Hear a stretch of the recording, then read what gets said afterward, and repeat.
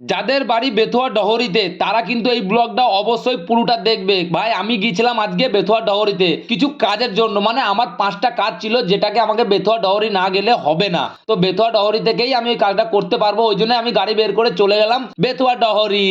আর সত্যি যাওয়ার সময় এত ঠান্ডা লাগছিল, এত ঠান্ডা লাগছিল কি বলবো তোমাদের। কিন্তু হ্যাঁ, যারা বেথুয়া থেকে দেখছো তাদেরকে বলবো এই ব্লগটা কিন্তু অবশ্যই একটু শেয়ার করে দিও।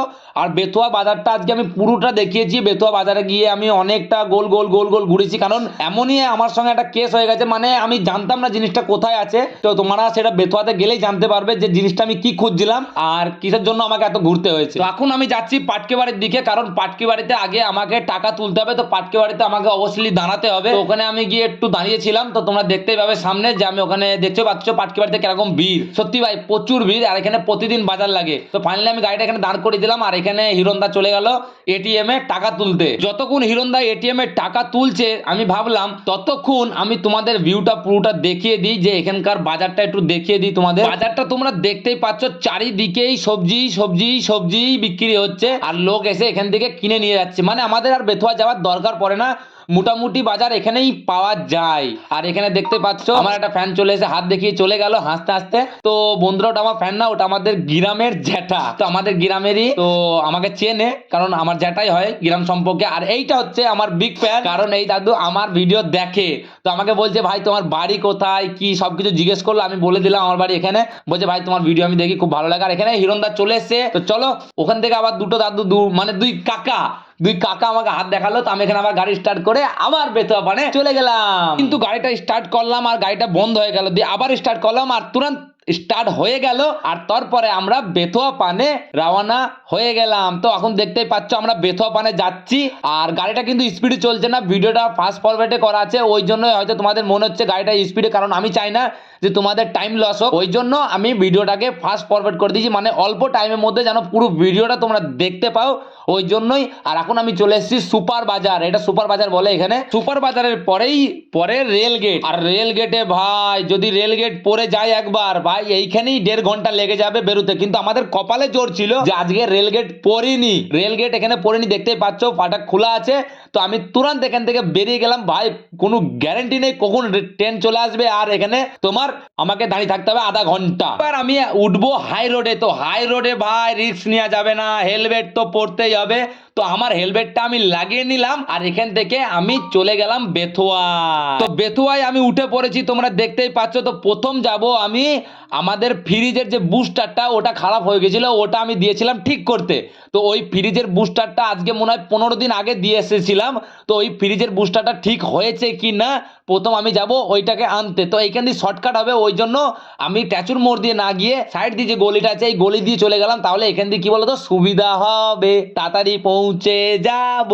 শর্টকাট দিয়ে দেখতেই পাচ্ছ আমি বেরিয়ে এলাম একদম ফাঁকাই ট্যাচুর মোড় দিয়ে আসার কোনো দরকার নেই, এখান দিয়ে ঢুকে পড়লাম। আর তারপরেই দেখছি বেতুয়াটা একটু ফাঁকা ফাঁকা লাগলো, আজকে বেশি ভিড় টিড় নেই, আবার দেখতে গেলে কমও নেই, মোটামুটি ঠিকই আছে, এরকমই থাকা উচিত। মানে বেশি ভিড় নেই, বেশি মানে ফাঁকা ফাঁকাও নেই, মোটামুটি ঠিক আছে, কোনো ব্যাপার নেই। তারপরে সুজা চলে গেলাম আমি যেখানে বুস্টারটা দিয়েছিলাম। তারপরে কিন্তু বন্ধুরা এখনো অনেক কাজ বাকি আছে, যেগুলো আমাকে আজকেই কমপ্লিট করতে হবে।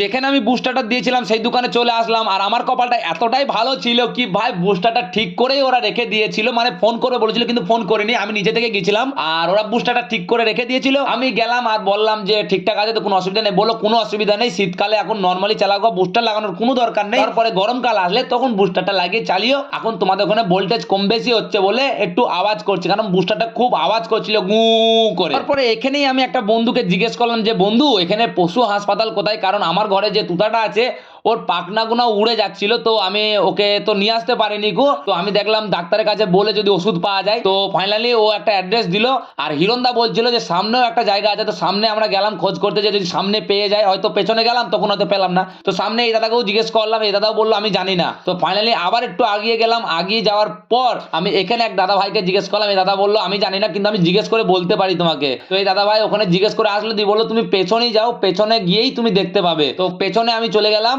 আবার গাড়িটাকে ঘুরিয়ে নিয়ে টোটালি দেখতে গেলে আমাকে আবার বেথুয়ার দিকেই যেতে হবে। মানে ওই দাদা ভাই ঠিকই বলেছিল যে বেথুয়ার দিকেই যাও, ওই স্ট্যাচুর মোড়ের আগেই একটা গলি পড়বে, সেই গলির ভেতরে গেলেই তুমি হাসপাতালটা দেখতে পাবে, পশু হাসপাতাল। কিন্তু আমি বেরিয়ে তো পড়েছিলাম বেথুয়ার দিকে, কিন্তু আমি গলিটা কোনটা বুঝতে পারছিলাম না। তো সামনেই ভাবলাম এক জায়গায় জিজ্ঞেস করা যাক, তো এখানে পানের দোকান আছে, এখানে জিজ্ঞেস করছিলাম আমি।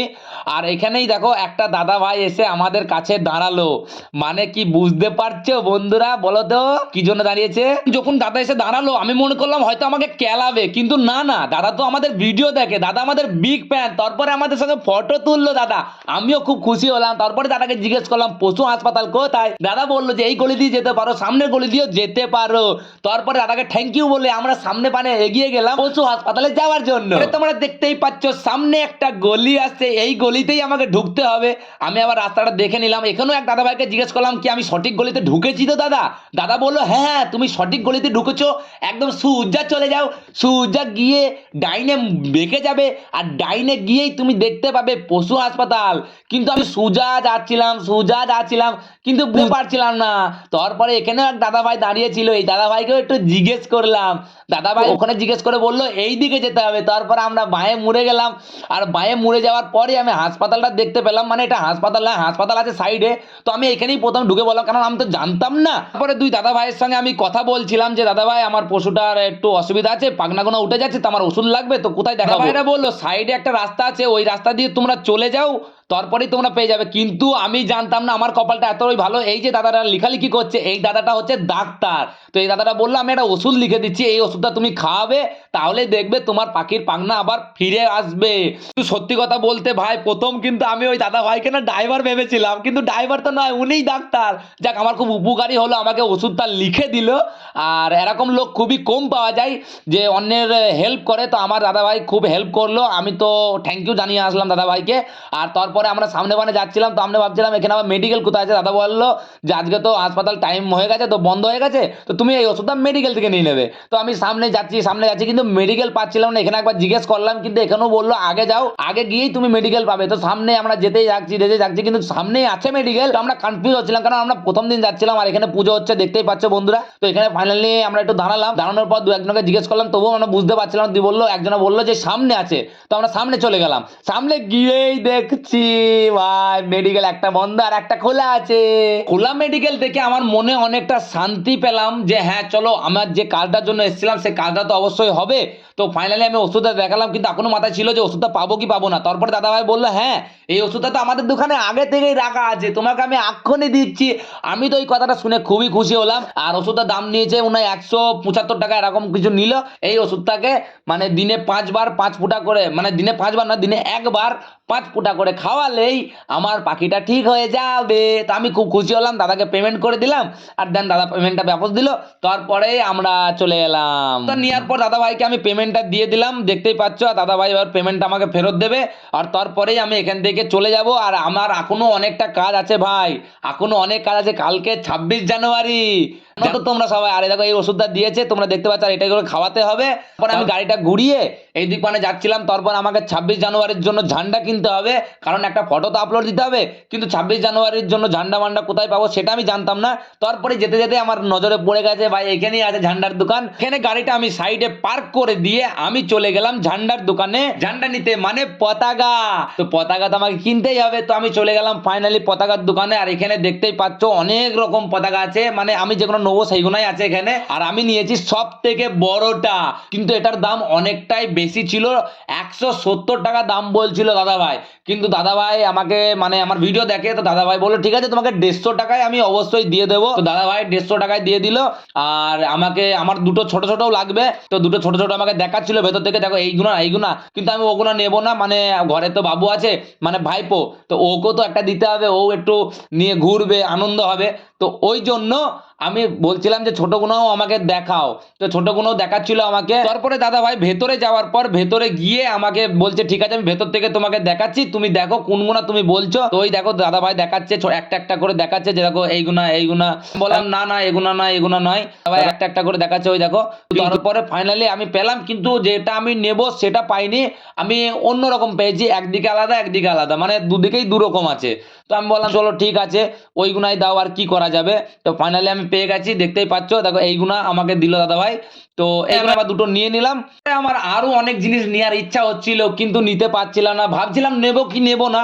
তারপরে ফাইনালি এই দুটো নেওয়ার পর আমি পেমেন্ট করার পর মানে আমার এখানে আরো দুটো কিন্তু পছন্দ হয়েছে, সে দুটো তোমাকে দেখাবো, দেখো না এখনই নেব।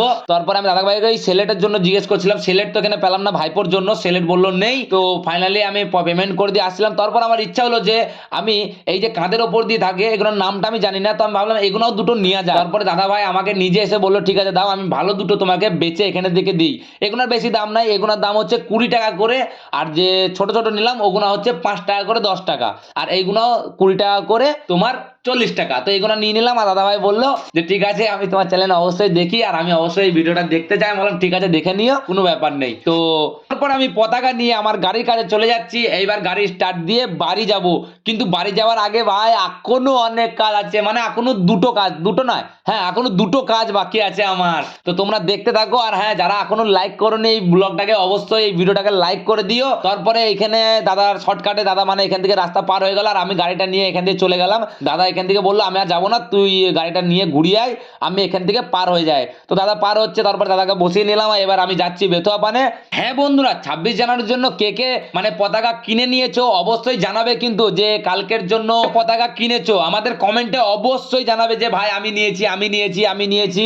তো অবশ্যই জানাবে। দাদা ভাই এখানে নেমে পড়লো, কারণ দাদা ভাই তো হেলমেট নিয়ে আসেনি, শুধু আমি হেলমেট নিয়েছিলাম, আর সামনে পুলিশ আছে অসুবিধা হবে। তারপরে আমি গাড়ি নিয়ে চলে গেলাম সুজা, কোনো অসুবিধা নেই। কিন্তু আজকেও ভয় ছিল ভাই যে রেল ফাটাক পড়ে গেছে কিনা, যদি ট্রেন আসে ভাই আবার এদিকে আধা ঘন্টা দাঁড়িয়ে থাকতে হবে। কিন্তু কপালে জোর, কপালে জোর আজকেও রেলগেট পড়িনি। আর ফাইনালি হিরণদা চলে এলো, আর তারপরে হিরণদাকে বসিয়ে নিয়ে আমরা চলে যাচ্ছি বাড়ি পানে। কিন্তু বাড়িতে গেলেই তো হবে না, সামনে এখনো আমাদের অনেকটা কাজ আছে, মানে এখনো দুটো কাজ আছে, সেই কাজ দুটোকেও আমাকে শেষ করতে হবে। আর রেলগেটে চলে আসছি, দেখতে রেলগেট পড়িনি কিন্তু, হ্যাঁ তো আমরা বেঁচে গেলাম, নাহলে এখানেই আধা ঘন্টা লেগে যেত ভাই। আর বাড়ির থেকে বারে বারে ফোন আসছে যে বাড়ি আয় বাড়ি আয়, কখন গিয়েছিস তোরা। তো ফাইনালি আমরা গিয়েছিলাম, আর যখন এসেছি টোটাল আমাদের 3 থেকে 4 ঘন্টা লেগেছে মানে সব কিছু করতে। তোমরা তো হয়তো ভিডিওটা দেখবে 10 মিনিট 15 মিনিট তারপরে শেষ হয়ে যাবে, কিন্তু এটা পুরোটা শ্যুট করতে আমাদের 3 থেকে 3.5 ঘন্টা লেগেছে ভাই। তারপরে আমরা সোজা চলে এলাম পাটকে বাড়ি। হ্যাঁ এই দেখো যে পাটকে বাড়িটা প্রথম তোমাদের দেখিয়েছিলাম সেইটা, কিন্তু সেটা এখনো ভিড় আছে ভাই, দেখতে পাচ্ছ কতটা ভিড়। তো এখানে আমি দাঁড়াবো, আর এখানে ভাইপোর জন্য নেবো সিঙ্গারা। তো ভাইপো তো সিঙ্গারা খেতে খুবই ভালোবাসে, তো এখানেই আমাদের সামনের দোকান থেকে দেখতেই পাচ্ছ এখানে আমরা সিঙ্গারা নেবো। কিন্তু ভাই সিঙ্গারাটা একদমই ঠান্ডা ছিল ভাই, খুবই ঠকে গেছি সিঙ্গারাটা নিয়ে। সিঙ্গারাটা একদমই ঠান্ডা ছিল, খেতে একদমই ভালো ছিল না, কেন আমরা চেক করে নিই নিকো আমাদের, আমরা বললাম সিঙ্গারা দিতে, সিঙ্গারা দিয়ে দিল, আমরা সিঙ্গারা নিয়ে বাড়ি পানে রওনা দিয়েছিলাম। এই দেখো এই দেখো এই দেখো সেই সিঙ্গারা ঠান্ডা আমাদের দিয়ে দিচ্ছিল। আসলে দোকানওয়ালার দোষ নেই, হয়তো ভেজে রেখেছিল, আর এমনি শীত ঠান্ডা বুঝতে পারছো ঠান্ডা হয়ে গেছে, ওরা এবার আর কতবার গরম করবে। তো যাই হোক আমরা ওই সিঙ্গারা নিয়েই বাড়ি পানে আবার রওনা দিলাম। কিন্তু পাকা রাস্তায় এখন আমার একটা কাজ আছে, একটা কাজ হয়ে গেল, দুটো কাজ ছিল তার মধ্যে একটা কাজ হয়ে গেল, আর একটা কাজ বাকি আছে, ওইটা করতে পারলেই আমি বাড়ি একদম আরামসে পৌঁছে যেতে পারবো, আর আমার কোনো কাজ নেই। তো ফাইনালি আমি বাড়ি পানে রওনা দিয়েছি, দেখতেই পাচ্ছ বাড়ি পানে যাচ্ছি। রাস্তায় মোটামুটি ভিড়, বেশি ভিড় নেই ভাই। ভাই যেই রাস্তায় গাড়ি নিয়ে বেরো না কেন একটু সাবধানে বেরোবে, কারণ 2-3টে টোটো দেখছি আমার ওপরেই আসছে, আমি আবার তাকাচ্ছি বলে এমন আমার পানেই তাকাচ্ছে, মনে হচ্ছে আমাকেই মারা খেয়াল হবে। তো যাই হোক আমি বেশি কিছু তাকাইনি ভাই, রাস্তায় এসেছি কোথায় এখন কেলিকুলি দেবে, ওই জন্য আমি আর কিছু বললাম না, আমি সোজা গাড়িটাকে সাইড দিয়ে বের করে নিলাম। আর এখনই দেখবে কেরকম দেখবে দেখবে এখনই সামনে দেখবে একটা টোটো কেরকম করলো, মানে ব্রেক মেরে দিয়েছে হঠাৎ হঠাৎ, দেখেছো সেরকম সাইড দিয়ে এক্ষুনি যদি আমি গাড়িটাকে মানে আসতে না করতাম এক্ষুনি ধাক্কা মেরে দিতাম। কিন্তু ওরা ওরকমই চালায়, কারণ ওদের সামনেও মানে রাস্তায় কোনো অসুবিধা থাকে, তো ওই জন্য হঠাৎ ব্রেক মেরে দেয় হঠাৎ। তো কোনো ব্যাপার নেই, আমার কোনো চাপ নেই। কিন্তু এই গাড়িটা দেখো একদম বীজ ঘান্ডি যাচ্ছে, আমি সাইডে পাচ্ছি না, যাবো যাবো কি করে। তারপরে ফাইনালি আমি সাইড পেয়ে গেলাম, আর আমি এখান দিয়ে বেরিয়ে আসলাম। তো পাকা রাস্তা চলে এসছে সামনে, এখানে জাস্ট আমি ধূপকাঠি নেব, এবার ধূপকাঠি নেব তারপরে যাব বাড়ি। তো ফাইনালি হিরণদা বেড নেমে তুরন্ত চলে গেল ধূপকাঠি নিতে এখানে। তো হিরণদা যেই ধূপকাঠিটা নেওয়া হবে তারপরে আমরা বাড়ি পানে যাব। তো হিরণদা এখন ধূপকাঠি নিচ্ছে আর দোকানে এখন মানুষ নেই। তো তারপরে কিছুক্ষণ দাঁড়ানোর পরে এসে গেল ধূপকাঠি নিয়ে, তারপরে ধূপকাঠি দিয়ে দিল। আর এদিকে আমি তোমাদের একটু ভিউটা দেখিয়ে দিই। এইটা হচ্ছে বীরপুর পানে যাচ্ছে, বীরপুর ঘাট, আর এই দিকটা হচ্ছে বেতুয়া, বেতুয়ার রোড, ঠিক আছে। তো এইটা সোজা গেলে বেতুয়া, আর এইটা হচ্ছে আমাদের গ্রাম, জালসুকা গ্রাম ঢুকে পড়বে। তো হিরণদা ধূপকাঠি নেওয়া হয়ে গেছে, তারপরে হিরণদা ক্যামেরাটা ধরে নিল, তারপরে আমি গাড়িতে চেপে পড়লাম। আর গাড়িতে চাপার পর এইবার আমরা যাবো বাড়ি পানে ভাই, বাড়ি পানে।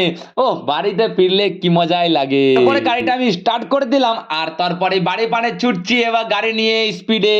কিন্তু ভাই স্পিড নেই, ভিডিওটা ফাস্ট ফরওয়ার্ডে করা আছে বলেছে, তোমাদের মনে হচ্ছে যে স্পিডে চলছে। তারপরে দেখতেই পাচ্ছ বেশিটা যেতে হয় না আমার বাড়ি, ওই অল্প একটু গেলেই আমি মানে বাড়ি পেয়ে যাবে। এই 1-2 কিলোমিটার হয়তো গ্রামের ভেতরে ঢুকতে হয়, তারপরেই আমার বাড়ি চলে আসে। তো ফাইনালি দেখতেই পাচ্ছ আমি বাড়ি পানে এখন যাচ্ছি। এখানে তোমরা দেখতেই পাচ্ছ আমার পাড়ার কাকিমারা আর বৌদিরা আড্ডা দিচ্ছে। তো বন্ধুরা এই ব্লগটা তোমাদের কেমন লাগলো আমাদের অবশ্যই কমেন্টে জানাবে, আর ভিডিওটা লাইক করে দেবে, আর আমাদের যদি ফলো না করে থাকো অবশ্যই ফলো করে নেবে।